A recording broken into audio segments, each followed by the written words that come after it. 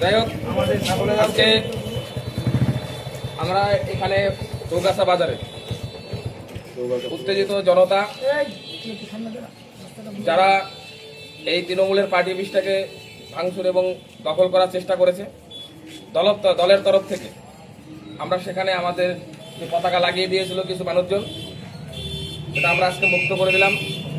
সম্মানের সহিত তাদের পতাকা আমরা সেই পার্টি অফিসে দিয়ে দিয়েছি। কারণ ভারতীয় জনতা পার্টির সংস্কৃতি এরকম নয়, কারো সম্পত্তি নষ্ট, কারো পার্টি অফিস দখল করা, কাউকে মারা, কোনো হিংসায় বিশ্বাস করে না। আমাদের দলের সঙ্গে এতদিন যারা তৃণমূলের হারমাতগিরি করেছে তারাই এসে আবির মেখে এই ধরনের কার্যক্রমের সঙ্গে লিপ্ত হয়েছিল। আমরা জানতে পেরেছি, আজকে আমরা সেই পার্টি অফিস মুক্ত করে দিলাম। আমরা দেখেছি মানুষের ক্ষোভটার বহিঃপ্রকাশ এখানে ঘটেছে। আমার 36 নম্বরে বুথ সভাপতি, তিনি এই ডাক্তারখানায় এসেছিলেন ওষুধ নিতে।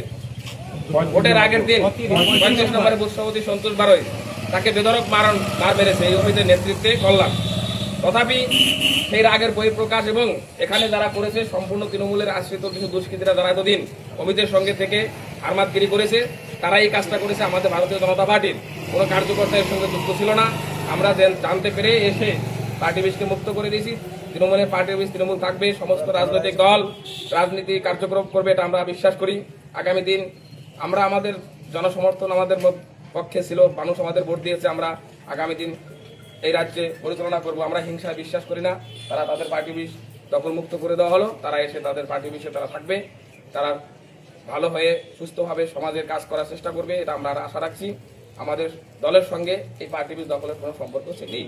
সবাইকে ধন্যবাদ। জয় শ্রীরাম। ভারত জয় শ্রীরাম।